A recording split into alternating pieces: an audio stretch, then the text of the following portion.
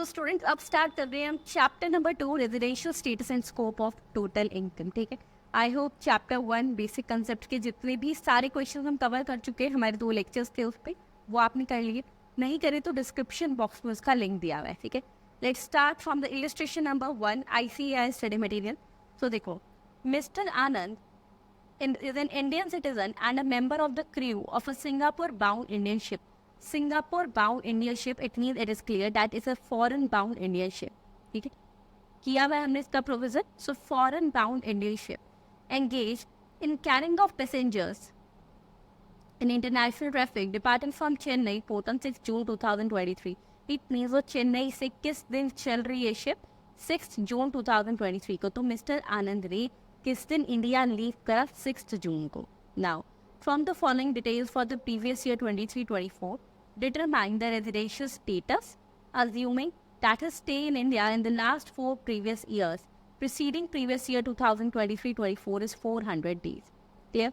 अच्छा, अब हमें पता है ऐसे केसेस में जब भी फॉरेन बाउंड शिप होती है, हमें पेपर में 2 डाटा दिए हुए होंगे। फर्स्ट, किस दिन उसने एंटर किया कि वो बाहर जा रहा है, ठीक है, और किस दिन वो वहाँ से वापस आ रहा है। Okay, so date entered into the continuous discharge certificate in respect of joining the ship, मतलब जब वो बाहर जा रहा है 6 June 2023, and date entered in respect of signing off the ship by mister Anand, ship से उतर गया यानी इंडिया में आ गया तब 9 दिसंबर 2023। तो it is very much clear कि वो इस टाइम पीरियड में इंडिया के बाहर था। नाउ कैसे चेक होता है? कौन से कंडीशंस मैंने आपको बताई हुई that we have to check those conditions to check कि एक पर्सन जो है वो इंडिया का रेजिडेंट है या नॉन रेजिडेंट है। बताओ जल्दी से, कमेंट करके बताओ। सो देखो, सबसे पहली जो कंडीशन हम चेक करते हैं कि पर्सन इंडियन रेजिडेंट है या नहीं है, basic condition we have to check is कि उसको प्रीवियस ईयर में इंडिया में 182 डेज था या नहीं। ठीक है, अब इसके डेज चेक करते हैं क्योंकि एक्सेप्शन में ये आ नहीं रहा, तो सिर्फ 182 डेज वाली कंडीशन चेक करेंगे। कैसे? आप ये निकाल लो कि इंडिया के बाहर कितने दिन था, 6 जून से लेकर 9 दिसंबर तक। इस टाइम पीरियड को कैलकुलेट कर लो। ठीक है, चलो 6 जून से, जून यानी 30 डेज, तो 25 डेज हो गए कि वो इंडिया के बाहर था। देन जुलाई 25 डेज हो गए जून के, then July, August, September, October, November and दिसंबर, इस तरीके से लिख लो। ठीक है, जुलाई में 31 डेज, अगस्त में देन 31 डेज, सितंबर में 30, अक्टूबर 31, नवंबर 30, दिसंबर के 9 दिसंबर, जिस दिन वो साइन ऑफ कर रहा है वो भी हम मानेंगे वो बाहर ही था, तो यानी 9 डेज। कैलकुलेट करो टोटल कितना आ गया? 25 plus 31 plus 31 plus 30 plus 31 plus 30 plus 9। Check, एक मिनट। 25 plus 31 plus 31 plus 30 plus 31 plus 30 plus 9। Okay, so ये हमारे पास बने टोटल, तो ये आ गए स्टूडेंट्स हमारे पास टोटल 187 डेज। ठीक है, इसका मतलब वो इंडिया के बाहर 187 डेज था। ठीक है, अब इंडिया में कितना था ये चेक करना है, तो प्रीवियस ईयर है 2023-24। अब प्रीवियस ईयर 2023-24 यानी कि फरवरी 2024 यहाँ पर आ रहा है, यानी लीप ईयर है, तो टोटल डेज जो इस साल में थे वो थे 366 डेज। अब 366 डेज में से वो 187 डेज अगर इंडिया के बाहर था, तो काउंट कर लो कि वो इंडिया में कितने दिन था। 179 डेज, यानी वो प्रीवियस ईयर 2023-24 में, क्योंकि वो लेस देन 182 डेज इंडिया में था, तो वो हो गया इंडिया के लिए नॉन रेजिडेंट। ठीक है, सो आगे एडिशनल कंडीशंस चेक करने की जरूरत ही नहीं है, as it person is a non resident for India. So since his period of stay in India during the previous year 2023-24 is less than 182 days, is a non resident for assessment year 24-25। Next question अब हमारे पास आता है, आ जाओ illustration number 2 पर। Brett Lee, ये question बहुत बार repeat हो चुका है एग्जाम में। ठीक है, so it's actually a repeated question. लिख लो repeated question. Brett Lee, an Australian cricket player, visits India for 100 days in every financial year. This has been his practice for the past 10 financial years. वो पिछले 10 सालों से, Brett Lee है, Australian cricket player है, India में 100 दिन के लिए आता है। ओके, और ऐसा वो पिछले 10 सालों से कर रहा है। पहले तो उसका रेजिडेंशियल स्टेटस बताओ असेसमेंट ईयर 24-25 के लिए। अब वो कह रहा है, आगे के पॉइंट्स बाद में दिखेंगे, पहले पॉइंट नंबर ए देखते हैं। देखो, अगर वो, अब ये तो उन्होंने क्लियर दे दिया कि भाई वो इंडिया में कितने दिन के लिए था। मैम वो इंडिया में था for the 100 days. Okay, then अगर वो 100 डेज के लिए था तो यानी 182 डेज से लेस था, वो कंडीशन तो गई। फिर वो 60 डेज वाली चेक करते हैं कंडीशन। अब अगर 60 डेज वाली कंडीशन चेक करनी होती है तो हम क्या कहते हैं स्टूडेंट्स? हम कहते हैं कि वो प्रीवियस ईयर में इंडिया में एटलीस्ट 60 डेज रुका हो और इस प्रीवियस ईयर के पिछले 4 सालों का मिलाकर वो इंडिया में 365 डेज रुका हुआ हो। अब उन्होंने कहा प्रीवियस ईयर 23-24 में वो इंडिया में कितना था? 100 डेज, यानी ये कंडीशन तो सेटिस्फाई हो गई। देन वो कह रहे हैं कि इसके पिछले 4 सालों में, इसने कहा 10 साल से ऐसे ही कर रहा है कि हर बार 100 दिन के लिए आता है इंडिया में, तो यानी 400 डेज के लिए था वो पिछले 4 सालों में। सो इट मीन्स वो एक रेजिडेंट तो बन गया। क्लियर है स्टूडेंट्स यहाँ तक? वो उसका रेजिडेंशियल स्टेटस क्या आ गया कि वो हमारे पास रेजिडेंट बन गया। नेक्स्ट हमारे पास आता है ये चेक करना, रेजिडेंट है बट ऑर्डिनरली है या नॉट ऑर्डिनरली है। चलो, यानी now we have to check the additional condition. अब स्टूडेंट, एडिशनल कंडीशन में हमने क्या बोला था? आइए एक बार देखो स्टूडेंट, जब हमें ये चेक करना होता है कि वो पर्सन NOR है या नहीं है, नॉट ऑर्डिनरली रेजिडेंट है या नहीं है, क्या देखते हैं कि भाई अगर कोई भी एक कंडीशन सेटिस्फाई कर दी तो वो नॉट ऑर्डिनरली रेजिडेंट बन जाएगा। पहली कंडीशन क्या थी, मैंने आपको बताया था। तो एक बार कंडीशंस पे आ जाओ।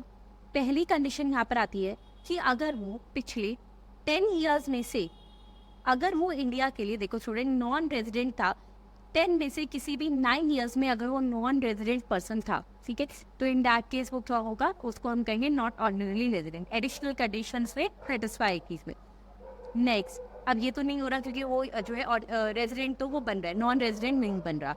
देन उन्होंने कहा या फिर अगर उसका जो स्टे है इंडिया में, ठीक है, पहले केस में रेजिडेंशियल स्टेटस चेक करना है, सेकंड में आपको उसका स्टे चेक करना है। स्टे के केस में उन्होंने बोला कि देखो, अगर उसने क्या किया, वो पिछले 7 प्रीवियस ईयर्स में, ठीक है, ऐसा कोई भी साल था जहाँ पे 7 प्रीवियस ईयर्स का अगर हम मिलाए, अगर वो इंडिया में 729 डेज या उससे कम के लिए था, तो यहाँ पे भी यूँ कहेंगे भाई वो NOR बन गया। अब मुझे एक बात बताओ, उसने कहा हर साल 100 डेज के लिए आता है, ठीक है, तो यानी 7 प्रीवियस ईयर्स में वो इंडिया में कितना था? 100 into 7, 700 days, less than 729 days और लेस देन 729 था, यानी यहाँ पर वो बन गया नॉट ऑर्डिनरली रेजिडेंट। क्लियर? ध्यान रखना, कोई भी कंडीशन अगर उसने सेटिस्फाई कर दी तो वो NOR बन जाएगा। उसने NR वाली नहीं करी, वो NR नहीं था, रेजिडेंट रहा, लेकिन क्योंकि उसका स्टे कम था तो यहाँ पर वो बन गया नॉट ऑर्डिनरली रेजिडेंट। क्लियर है? अब इसके अलग दूसरे पार्ट पे आ जाओ। Would your answer change if the above facts relate to Srinath, an Indian British citizen who resides in Australia and represents the Australian cricket team? वो कह रहे हैं कि आपका आंसर चेंज हो जाएगा अगर ये अब जो बात कर रहा है श्रीनाथ की कर रहा है, जो कि एक इंडियन सिटीजन है, बाहर रहता है, हमारा वो क्या कर रहा है स्टूडेंट्स, वो दूसरी टीम को, ऑस्ट्रेलियन क्रिकेट टीम को जो है वहाँ पे रिप्रेजेंट करता है। सो देखो, N Indian citizen for residing in Australia comes on a visit to India, he would be treated as NR in India irrespective of his total income. Since his stay in India in the current financial year is in any case less than 120 days. अब यहाँ पे मैंने आपको बताया था कि देखो friends, अब इस केस में ना 182 डेज वाली कंडीशन तो आई नहीं रही क्योंकि वो 100 डेज आ रहा है। अब हमने अगर कोई पर्सन इंडियन ओरिजिन का है या फिर इंडियन सिटीजन है, तो मैंने आपको सेकंड कंडीशन क्या बताई थी जिस केस में वो रेजिडेंट बन जाता है, कि वो प्रीवियस ईयर में इंडिया में 120 डेज के लिए हो इंस्टेड ऑफ 182, प्लस साथ में कंडीशन सेटिस्फाई होनी चाहिए थी कि last 4 years preceding the previous year वो 365 डेज इंडिया में स्टे होना चाहिए। अब वो पूछ रहे हैं कि क्या अगर वो इंडियन ओरिजिन का होता तो वो रेजिडेंट होता क्या? अब यहाँ देखो, वो नहीं हो पाता। क्यों? क्योंकि स्टूडेंट उसका ये जो प्रीवियस ईयर है ये 120 डेज के लिए वो इंडिया में नहीं था। That person was in India only and only for the 100 days. Clear? So देखो यहाँ पे इसको हम क्या ट्रीट करते हैं? Non resident. ठीक है, अच्छा, अब यहाँ पे बात आती है respective income from foreign sources. अभी से ये सब देखने की ज़रूरत ही नहीं है कि उसकी इनकम कितनी है फॉरेन सोर्सेज से, द रीज़न भी क्योंकि उसकी 120 डेज वाली कंडीशन भी सेटिस्फाई नहीं हुई होती, तो हम वो सारी बातें आगे की देखते। चलो, अगर होती तो एक बार ये भी मैं आपको बता देती हूँ। देखो, एक बार आ जाओ स्टूडेंट्स यहाँ पर, जो आपका ये जो पॉइंट है ना, ये पे क्लियर हो जाएगा। So come on the page number 2.5 पर आ जाओ। एक बार साथ साथ बता देती हूँ। देखिए, यहाँ पर ये था स्टूडेंट्स, दिस कंडीशन, कि अगर वो जो पर्सन होता, ठीक है, उसकी 182 डेज की कंडीशन सेटिस्फाई नहीं थी, तो वहाँ मैंने आपको बताया था भाई इसकी इनकम देख लो, ठीक है। अगर उसकी इनकम जो है वो कितनी आ रही है, एक्सीड करती है 15 लाख को, सो इन दैट केस भी हम कहते थे चलो उसकी 120 डेज वाली कंडीशन चेक कर लो, लेकिन क्योंकि 120 दिन वो स्टे ही नहीं कर रहा, तो हम उसकी इनकम को कंसिडर ही नहीं कर रहे। ओके, नेक्स्ट आ जाओ पार्ट नंबर 3 पर। इस पे अच्छा, ये इनकम कैसे देखते हुए थे, अगर किसी क्वेश्चन में आ गई other than the income from foreign sources, याद है ना? What would be your answer if he not had visited India for 120 days instead of 100 days every year? अगर वो 120 डेज के लिए आया होता तो आपका आंसर क्या होता? मैम फिर तो ठीक है ना। देखो, प्रीवियस ईयर में वो पर्सन कितना आया, अब एक मिनट को, प्रीवियस ईयर में उसका स्टे 120 डेज हो गया, यस। पिछले 4 सालों में कितना हुआ होगा? 120 into 4, that is 120 multiply by 4, 480 days. तो हाँ भाई, ये तो हो गया। बट अब यहाँ पर हमें ज्यूम करना है, क्योंकि उसकी इनकम नहीं देनी, कि उसकी जो इनकम है वो एक्सीडिंग ₹15 लाख है, excluding the income from foreign sources. अगर ऐसा होता तो यार definitely that person is a resident for India. Okay, लेकिन साथ में दे देंगे। बट अगर जो टोटल इनकम है वो 15 लाख को एक्सीड ना करती, तो फिर हम उसको एनआर ही कहते। क्लियर? इलस्ट्रेशन नंबर 3 स्टूडेंट्स, अभी इलस्ट्रेशन नंबर 3 सेम है जैसे मैंने आपको इलस्ट्रेशन नंबर 2 करवाई है, इसको आप करके देखोगे, दैट इज योर होमवर्क। कहीं कोई डाउट आया so definitely you can ask me. Next हमारे पास आता है illustration number 4। The question relates to the status of HUF, Hindu undivided family से रिलेटेड ये क्वेश्चन है। Business of HUF is transacted from Australia and all the policy decision are taken there, सारे policy decision भी वहीं ले रहे हैं। एक मिस्टर ई है जो करता है हिंदू अनडिवाइडेड फैमिली का, who was born in Kolkata, visits India during the previous year 23-24. After 15 years, 15 सालों के बाद इंडिया आ रहा है। He comes to India on 1st April 2023 and leave for Australia on 1st December. यानी वो 1st April 2023 से लेकर 1st December 2023 तक वो यही इंडिया में था, ठीक है। अभी हमें बताना है रेजिडेंशियल स्टेटस। इस क्वेश्चन में मैक्सिमम स्टूडेंट्स गलती करते हैं, और गलती ये होती है जल्दी जल्दी में क्वेश्चन पढ़ेंगे, अरे HUF के लिए दे देते हैं आंसर। नहीं, उसने आपसे क्लियरली पूछा है कि मुझे दोनों का रेजिडेंशियल स्टेटस पूछना है, मिस्टर ई का भी और हिंदू अनडिवाइडेड फैमिली का भी। पहले मिस्टर ई का निकाल रहे हैं। क्या देखेंगे यहाँ पर? मैम स्टे देख लेते हैं कि 182 डेज और वो है या नहीं। ओके, 1st April 2023 से लेकर 1st December कैलकुलेट करते हैं। अब अप्रैल में कितने डेज होते हैं? 30 प्लस मई 31, जून 30, जुलाई 31, अगस्त 31, देन सितंबर, अक्टूबर, नवंबर। क्लियर? फटाफट से अब इसको, अच्छा वो 1st दिसंबर को गया तो +1 करेंगे, जिस दिन जाता है उस दिन को भी हम ऐड करते हैं, हाँ कि भी इंडिया में ही था इस केस में। 30 + 31 + 30 + 31 + 31 + 30 + 31 + 30 + 1, 245 डेज के लिए भाई वो इंडिया में था। अब क्योंकि वो 245 डेज यानी 182 डेज से ज़्यादा के लिए इंडिया में था, 182 डेज या उससे ज़्यादा के लिए इंडिया में था, तो मिस्टर ई बन गया हमारे लिए रेजिडेंट। नेक्स्ट, OR है या NOR है? हमें अब वो OR है तो हमें ये चेक करना होता कि उसके पिछले 7 ईयर्स का स्टे वरा, बट वो तो 15 सालों से इंडिया में आए हुए, तो क्लियरली लिख दो भाई वो नॉट ऑर्डिनरी रेजिडेंट है। नेक्स्ट, HUF का देखेंगे। अब HUF के केस में स्टूडेंट्स मैंने आपको बताया था, हम HUF के केस में देख लो ना कि कर्ता का स्टेटस क्या, नहीं हिंदू अनडिवाइडेड फैमिली के स्टेटस के लिए what you have to check. अगर सबसे पहले बेसिक कंडीशन रेजिडेंट है या नहीं है, उसके लिए हमने देखना होता है कि उसका जो कंट्रोल और मैनेजमेंट है वो कहाँ से चल रहा है। देखो स्टूडेंट्स, आइए एक बार, सबसे पहले we are talking about the basic condition, ठीक है, कि बेसिक OR है NOR है बात की बात है, पहले बेसिक देखो R है या नहीं, रेजिडेंट है या नहीं। और ऐसे केस पे चेक करना होता है कि जो हिंदू अनडिवाइडेड फैमिली है, अगर उसका कंट्रोल और मैनेजमेंट इंडिया से चल रहा है तब तो हम कहेंगे कि रेजिडेंट है, अदरवाइज नहीं है। क्वेश्चन में क्या दिया हुआ है कि उसके सारे की डिसीजंस वगैरह ऑस्ट्रेलिया में लिए जा रहे हैं, तो लिख दो वी आर अस्यूमिंग कि उसका कंट्रोल और मैनेजमेंट जो है ना वो इंडिया के बाहर है, ऑस्ट्रेलिया से लिया जा रहा है, क्योंकि उसके सारे की डिसीजंस वहीं हुए, इसीलिए वो बन गया नॉन रेजिडेंट। क्लियर हो गया ये? चलो नेक्स्ट इलस्ट्रेशन पर आ जाओ स्टूडेंट्स एक बार।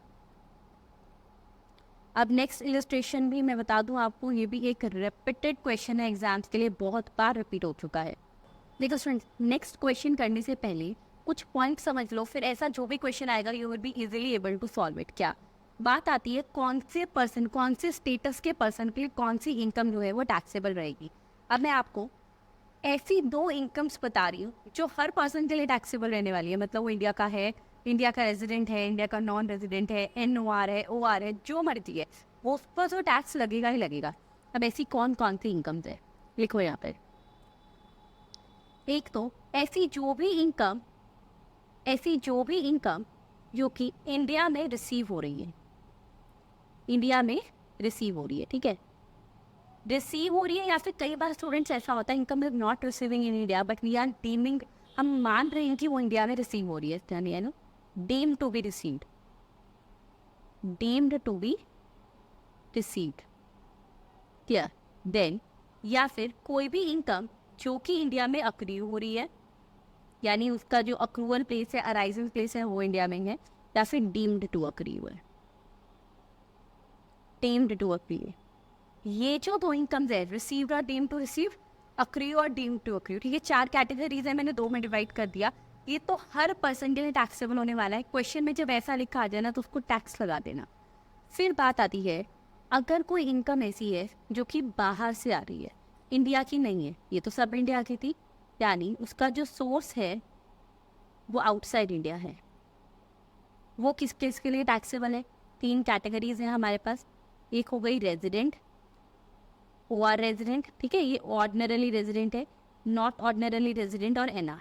इनके अलावा तो कोई कैटेगरी नहीं है इनकम टैक्स में, तो इनकम टैक्स से बोना OR जो है वो तो बहुत फैसिलिटीज़ ले रहा है इंडिया में, उसको हर इनकम टैक्स लगेगी, चाहे फॉरेन इनकम ही क्यों ना हो, आउटसाइड इंडिया यानी फॉरेन इनकम की बात कर रही हूँ। नॉन रेजिडेंट के लिए ये इनकम टैक्सेबल नहीं होगी, ध्यान रखना, नॉन रेजिडेंट के लिए ये इनकम कभी भी टैक्सेबल नहीं होगी। बात आती है NOR के लिए, नॉट ऑर्डिनरली रेजिडेंट, उसको कहा आपके लिए ये इनकम सिर्फ और सिर्फ तब टैक्सेबल होगी अगर अक्रूअर इनकम बाहर की है, फॉरेन इनकम है, सिर्फ और सिर्फ तब होगी अगर ये उस बिजनेस या प्रोफेशन से आ रही है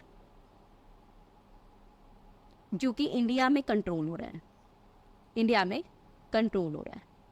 अगर ऐसा है तो इस पर्सन के लिए इनकम NOR के लिए वो इनकम टैक्सेबल है, अदरवाइज फॉरेन इनकम NOR के लिए भी टैक्सेबल नहीं है। इतना सा चार्ट अगर आप समझ जाए तो हर क्वेश्चन आप इजीली सॉल्व करवाओगे, that's my guarantee to you. करके देख लो। इलस्ट्रेशन नंबर 5, इसी के साथ साथ स्टूडेंट जनवरी के अटेम्प्ट के लिए जो भी बैचेस हैं वो बहुत जल्दी स्टार्ट होने वाले हैं, तो जिस भी स्टूडेंट को ज्वाइन करना है तो आप क्वेरी ले सकते हो। मैं आपको नंबर एक बार बता देती हूँ, you can ask us at 7988741134, ठीक है, 7988741134, that's my team number, you can ask them.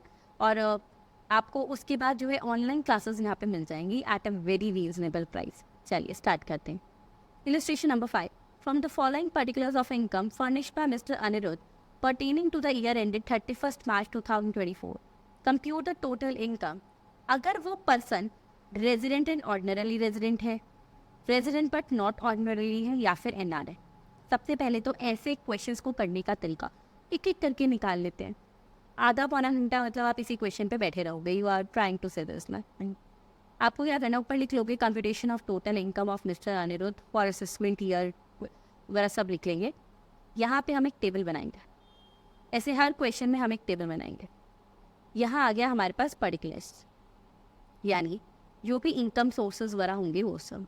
Then पहले हम निकाल रहे हैं रेजिडेंट, बट कौन से वाला? ऑर्डिनरली रेजिडेंट, ठीक है, रेजिडेंट ऑर्डिनरली। देन सेकंड आप बनाओगे कि ये resident but not ordinarily resident है, ठीक है, मैं शॉर्ट फॉर्म लिख रही हूँ, पेपर में पूरा लिख कर आओगे।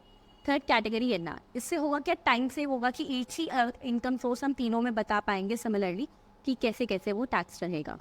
चलो पहला हमारे पास है student, short term capital gain on sale of shares of an Indian company received in Germany, ma'am income receiving in outside India, okay, but accrual place is in India, है ना। अगर अक्रियू इंडिया में हो रही है बिकॉज इंडियन कंपनी के shares हैं, तो वो तीनों के लिए टैक्सेबल रहेगी। अमाउंट कितना है? 15,000। लिख दोगे यहाँ पे पूरी बात, नेक्स्ट 15,000 तीनों के लिए टैक्सेबल रहेगी। क्लियर है?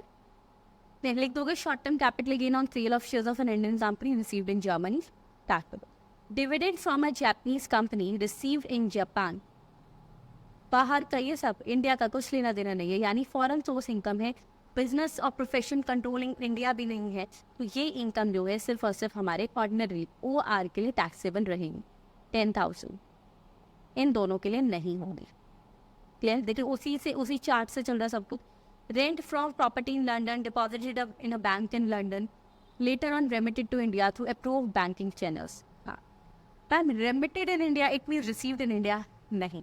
रेमिटेड इन इंडिया का मतलब होता है कि पैसा आपने वहाँ रिसीव कर लिया, बात हुई ट्रांसफ़र कर रहे हो, उसका कुछ टैक्स नहीं लगता, ठीक है। रिसीव करते इंडिया में तो टैक्स लगता। तो अब ये किसके लिए टैक्सेबल होगा? ये इनकम भी फॉरेन इनकम है और ये होगी सिर्फ और सिर्फ हमारे OR के लिए टैक्सेबल। ठीक है। व्हाट इज द अमाउंट है?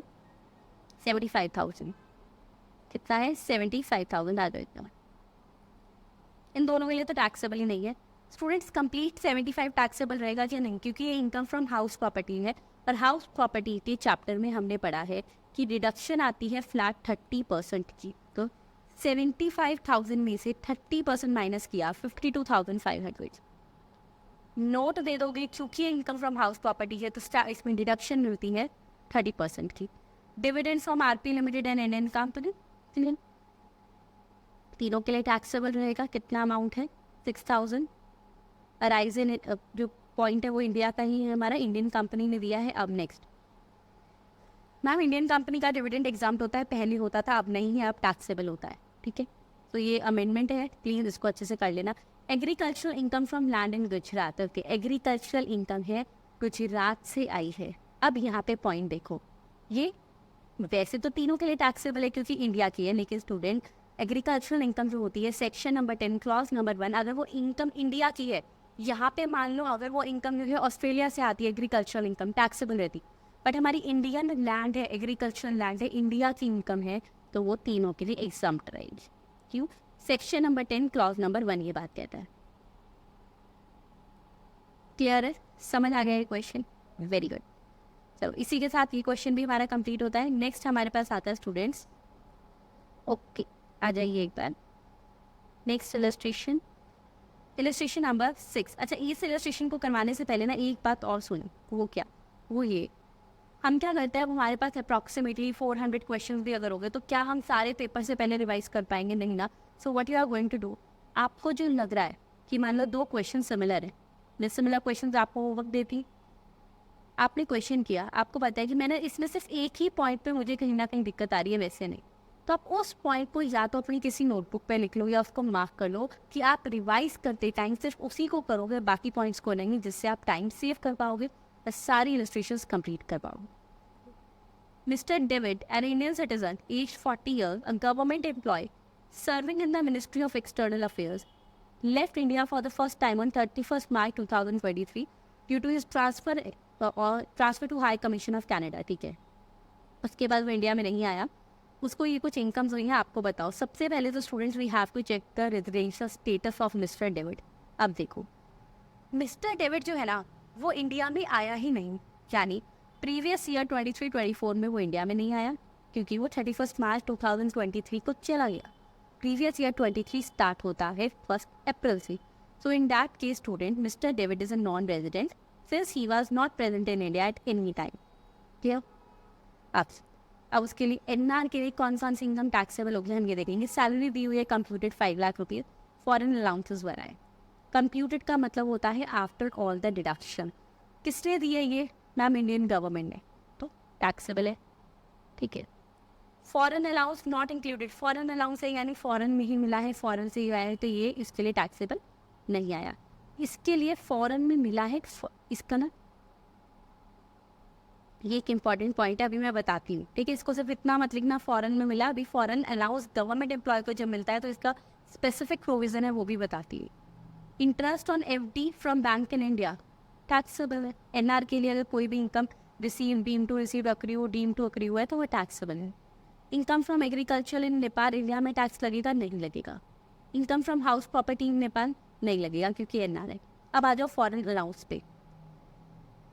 एक मिनट देखो, जब भी कोई अलाउंस इंडियन गवर्नमेंट देती है किसी भी गवर्नमेंट एम्प्लॉय को outside India for rendering the services outside India ना, तो वो एग्जाम है सेक्शन 10 क्लॉज नंबर 7 में, इसीलिए फॉरेन अलाउंस हो गया एग्जाम है, ये लिखा हुआ है यहाँ पे, मैंने आपको बोला था। अगर ये गवर्नमेंट दे रही है किसी भी इंडियन सिटीजन को तो एग्जाम होता है, और कोई नहीं, कोई प्राइवेट कंपनी में नहीं। गवर्नमेंट जब अपने इंडियन सिटीजन को देती है कि आप बाहर जाके सर्विसेज दे रहे हो, सैलरी टैक्स से बने, बट जो अलाउंस मिलता है वो एग्जाम होता है। क्लियर? चलो नेक्स्ट इलस्ट्रेशन पर आ जाइए students. Illustration number 7, miss Vivita paid a sum of $5,000 to mister Kulasekara, a management consultant practising in Colombo specialising in project financing. Miss Vivita जो है वो $5,000 यानी $, जो है पे कर रही है। पेमेंट जो है वो कोलंबो में हुई है। मिस्टर कुलासेखरा एक नॉन रेजिडेंट है। कंसल्टेंसी जो है is related to a project in India.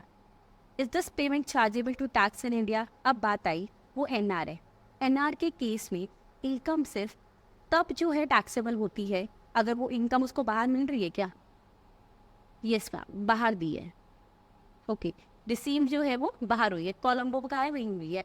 अब वो कह रहा है इनकम अक्रू और deem to accrue in India है। यस, इनकम तो deem to accrue in India है क्योंकि टेक्निकल सर्विसेज वगैरह इंडिया में ली है।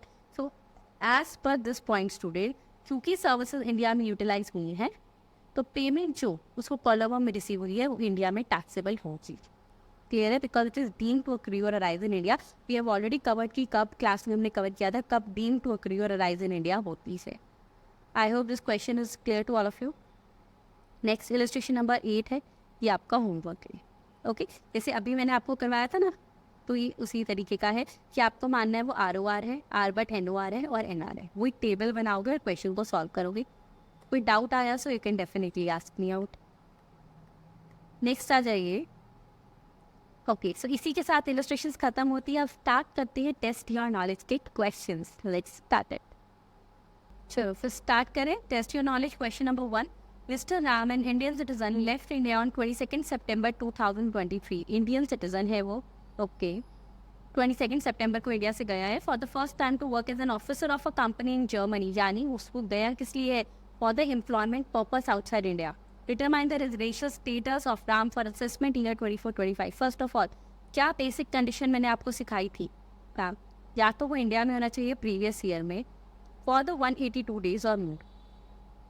ओके, या सेकेंड कंडीशन होती है कि वो इंडिया में प्रीवियस ईयर में 60 डेज और मोर के लिए हो, प्लस उससे पिछले 4 सालों में इमीडिएटली प्रीसीडिंग 4 प्रीवियस ईयर्स वो कितने दिन के लिए इंडिया में हो? 365 डेज के लिए। लेकिन ये जो सेकंड कंडीशन है ये किस पर एप्लीकेबल नहीं होती? अगर कोई पर्सन जो है वो इंडिया के बाहर जा रहा है for the employment purpose outside India. बात की थी हमने। Yes, so in that case students देखिए, क्योंकि वो एम्प्लॉयमेंट पर्पस के लिए गया है यहाँ पर, तो क्या उस पर सेकेंड कंडीशन एप्लीकेबल है? नहीं, ये कंडीशन एप्लीकेबल यहाँ नहीं है। चेक करते कितने दिन वो इंडिया में रहा है। Left India on 22 September 2023। Okay, so फटाफट से काउंट कर लो स्टूडेंट्स। देखिए यहाँ पर आइए एक बार, लेट्स डू इट। ये रहा हमारे पास, ठीक है। So 30 days in the April, then May, June, July, August, then in the September वो हमारे पास इंडिया में था। ओके, यहाँ पर आ गया। तो ये टोटल डेज देख लो यहाँ पे, मैं भी कैलकुलेट नहीं कर रही, आपको डायरेक्ट बता देती हूँ। ये हमारे पास टोटल डेज आ गए 175 days given in the question, ठीक है। यानी लेस देन 182 डेज के लिए वो इंडिया में था, तो ये पर्सन जो है वो NR बन गया। सेकेंड कंडीशन एप्लीकेबल नहीं हो रही और ये सब बातें एग्जामिनर को बतानी पड़ेगी, तभी वो मार्क्स अच्छे से देगा। चलो question number 2। Question number 2 is your homework. Okay, then question number 3, Mr. Ramesh and Mr. Suresh are brothers and they earned the following income during the financial year 23-24. Mr. Ramesh जो है वो Canada में settle है in the year 1996. Mr. Suresh settled in Delhi. Compute the total income for assessment year assuming they both have exercise the option of shifting out of the default tax resign. इसका मतलब दोनों ने old tax system choose किया है। Clear. हमें total income बतानी है। एक पर्सन जो मिस्टर रमेश है वो कनाडा में है, तो एनआर हम अज्यूम कर रहे हैं कि भाई वो कोई कंडीशन सेटिस्फाई नहीं कर रहा, क्योंकि कुछ दिया नहीं, कब आया इंडिया में कब नहीं। अज्यूम लिख देंगे, अज्यूम कर रहे हैं एनआर हो गया, और अज्यूम कर लेंगे क्योंकि दिल्ली में ही सेटल है तो इंडिया में वो 182 डेज वाली कंडीशन पूरी कर रहा होगा, अजम्पशन लिखनी पड़ेगी। तो इन दैट केस वो बन गया हमारे पास रेजिडेंट। ठीक है, अब देखते हैं कि रेजिडेंट के लिए क्या टैक्सेबल है और नॉन रेजिडेंट के लिए क्या टैक्सेबल है। करेक्ट। पहला हमारे पास आता है, ऊपर आ जाओ इस पे। ठीक है, उसको स्टूडेंट रेजिडेंट और नॉन रेजिडेंट की यहाँ पर हम बात करेंगे। Interest on Canada development bonds only 50% of interest received in India. Mister Ramesh कौन है? ये नॉन रेजिडेंट है और सुरेश जो है रेजिडेंट है। रेजिडेंट के लिए तो मैम सारी, और हम मान रहे हैं ओआर होगा, लिख देना ऑर्डिनरी रेजिडेंट मान रहे हैं सुरेश को क्योंकि वो सेटल्ड है इंडिया में। क्लियर साहब। ओआर के लिए तो सारी इनकम जो है वो टैक्सेबल रहने वाली है, तो ये तो टैक्स लग जाएगा। इसके केस में क्योंकि कनाडा डेवलपमेंट बॉन्ड्स है तो जितनी इनकम इंडिया में रिसीव हुई है सिर्फ उतनी टैक्सेबल होगी। तो यानी 50%, 35,000 का 50% is taxable for that person, so it is 17,500। Clear. Dividend from British company received in London, क्या इसके लिए टैक्सेबल होगा? नहीं। क्या इसके लिए टैक्सेबल होगा? सुरेश के लिए हाँ होगा। क्यों? क्योंकि भाई ये तो हमारा ऑर्डिनरी रेजिडेंट है। क्लियर। देखो साथ साथ दिखाती भी रहती हैं आपको। प्रॉफिट्स आए हैं students from a business in Nagpur but manage directly from London. जो मैनेजमेंट है वो उसकी लंदन से हो रही है, बट क्योंकि जो प्रॉफिट है वो बिजनेस कहाँ पर हो रहा है? नागपुर से हो रहा है, यानी अराइज और अक्रूवल इन इंडिया आ रहा है, तो ये जो है दोनों के लिए टैक्सेबल रहेगा। 1,00,000 और 40 होगा एनआर के लिए भी और आर के लिए भी, बिकॉज बिजनेस इंडिया में है। Short term capital gain on sale of shares of an Indian company received in India, India में रिसीव हो रहा है तो दोनों के लिए taxable. Income from a business in Chennai, again दोनों के लिए taxable. Fees for technical services rendered in India, taxable, yes 1,00,000 taxable because again India से उसका अक्रूवल पॉइंट आ रहा है। Interest on saving bank deposit in UCO bank Delhi, again भी दोनों के लिए टैक्सेबल हो जाएगा। Accrual place India. Agricultural income from a land situated in Andhra Pradesh, दोनों के लिए टैक्सेबल होता। क्यों? But section number 10 clause number 1 कहता है कि एग्रीकल्चरल इनकम अगर हमारे इंडिया की है, आंध्र प्रदेश की है इंडिया, तो ये एग्जाम्प्ट रहेगी। Rent received in respect of house property eight Bhopal, दोनों के लिए टैक्सेबल, बट कितना? After deducting the 30%। क्यों? बिकॉज ये फ्लैट डिडक्शन मिलती है इनकम फ्रॉम हाउस प्रॉपर्टी में। उसने लाइफ इंश्योरेंस प्रीमियम पे किया 30,000। मैम इसका क्या होना है? ये दोनों ओल्ड टैक्स रिजाइम सेलेक्ट कर रहे हैं, और ओल्ड टैक्स रिजाइम में जब आप ग्रॉस टोटल इनकम निकाल लोगे, देख लेते हैं कितनी आ रही है। देखो ग्रॉस टोटल इनकम इनकी आ गई 4,34,500 और सुरेश की आ गई 4,14,000 रुपये। तो डिडक्शन मिल जाएगी अंडर सेक्शन 80C की लाइफ इंश्योरेंस प्रीमियम की 30,000। नेक्स्ट, उसको ना इंटरेस्ट मिला था यूको बैंक दिल्ली से, याद आ गया। अब 80PT ये कहता है कि जब भी हमें इंटरेस्ट मिलता है हमारे बैंक अकाउंट पर, सेविंग बैंक पे, सो इन दैट केस स्टूडेंट वो जो इंटरेस्ट होता है वो हमारे लिए एग्जाम्प्ट रहता है। कितना कितना एग्जाम्प्ट रहता है? अप टू 10,000 ना, तो उसको 7,000 मिला था, उसको 10,000, वो एग्जाम्प्टेड हो गया। 4,27,500 and 3,74,000। I hope question clear हो गया सबको। क्लियर। अच्छा मैम, अगर ये जो है न्यू टैक्स रिजाइन सेलेक्ट करते तो ना तो किसी की डिडक्शन मिलती ना ही APTT की डिडक्शन मिलती। Next, examine the correctness or otherwise of the statement income deemed to accrue or arise in India to a non-resident by way of interest, royalty and fee for technical services is to be taxed irrespective of territorial nexus। वो कह रहे हैं कि अगर income deemed to accrue or arise in India है, कैसे है वो deemed to accrue or arise in India, ये बात कर लेते हैं। बाय वे ऑफ कि उसको कोई interest, royalty, fee for technical services मिल रही है जो deemed to accrue or arise in India में आती है। सेक्शन 9 मैंने आपको पढ़ाया था, सब सेक्शन 1 के क्लॉजेस 6, 5, 6, 7 वाले याद आ गए। तो क्या वो उसकी टेरिटोरियल एक्सेस कुछ भी हो, क्या वो उसमें ऐड होगी? जल्दी बताओ। यस, उसमें ऐड होगी। क्यों स्टूडेंट्स? हमने यहाँ पर बात की थी, एक बार आ जाइए। मैंने आपको बताया था कि जो नॉन रेजिडेंट होता है, अगर उसकी income deemed to accrue or arise in India हो रही है section 9 sub section 1 interest, royalty, fee for technical services के लिए, यानी क्लॉज नंबर 5, 6, 7 के लिए, उस केस में चाहे उस पर्सन का इंडिया में रेजिडेंट हो चाहे ना हो, इंडिया से काम करता हो, प्लेस ऑफ बिजनेस हो ना हो, सर्विसेज दे रहा हो ना दे रहा हो, उसको टैक्स लगेगा। क्लियर, ये वही बात इसमें लिखी हुई है। नेक्स्ट आता है question number 5, last but not the least question of this chapter, examine with reasons whether the following transactions attract income tax in India in the hands of recipient. Let's do it. Salary payable by central government to Mr. John, citizen of India, of 7 lakh for the services rendered outside India, considering that he pays tax as per the provision of section 115 BSE. यानी वो कह रहा है भाई new tax system है, ये confuse ना करे, बस न्यू टैक्स सिस्टम है। सेंट्रल गवर्नमेंट ने 7 लाख रुपए की सैलरी दी है, वो कह रहे हैं क्या ये टैक्सेबल होगी? हाँ होगी, बट कितनी टैक्सेबल होगी? 6,50,000। आओ 6,50,000, 7 लाख में से स्टैंडर्ड डिडक्शन मिल जाएगी सेक्शन नंबर 16 में जो हमें मिलती है 50,000 की, और बाकी 6.5 लाख रुपए जो हैं वो टैक्सेबल होगा। नेक्स्ट 115 BSE में तो कोई एग्जाम्पशन नहीं मिलती, कोई डिडक्शन नहीं मिलती, बट सैलरी की स्टैंडर्ड डिडक्शन मिलती है, याद रखना। Clear? Interest on money borrowed from outside India 5 lakh by a non-resident for the purpose of business within India, say at Mumbai. Person ने क्या किया? Interest on money borrowed from outside India by NR, किसी कोई person है, ठीक है, बाहर के किसी नॉन रेजिडेंट ने उससे पैसा बोरो किया था, उसको पैसा लौटा रहा है 5 लाख रुपए का। किस लिए बोरो किया था? क्योंकि वो इंडिया में बिजनेस करना चाहता है मुंबई में। क्या टैक्सेबल होगा? डेफिनेटली होगा। क्यों student? Because it shall be deemed to accrue or arise in India, because business जो है वो इंडिया में ही आके करेगा, जिसके लिए पैसा उसने बोरो किया था। क्लियर? ये वेरी इंपॉर्टेंट पॉइंट है, काफ़ी बार रिपीट हो चुका है। Post office saving bank interest of 19,000 received by a resident SSC, Mr. Ram, aged 46 year, if he exercises the option of shifting out of the default tax regime। वो कह रहा है ये ओल्ड टैक्स सिस्टम में है। Post office saving bank interest मिल रहा है 19,000 का, कितना टैक्सेबल रहेगा? जल्दी कोई मुझे बताएगा क्या? जल्दी से बता दो स्टूडेंट। तो आइए देखो, अब पोस्ट ऑफिस के केस में मैंने आपको बताया था स्टूडेंट्स, आ जाओ एक बार, कि क्या रहता है, इसकी डिडक्शन पहले तो उसको मिल गई ATTTA की। ATTTA की कितनी डिडक्शन मिलती है? 10,000 रुपये की। इंटरेस्ट मिल रहा है सेविंग पर। ओके, सो एक तो स्टूडेंट्स इसमें से 19,000 में से विजिबल है, यहाँ लिखेंगे 19,000 में से 10,000 की तो उसको डिडक्शन मिल गई ATTTA की।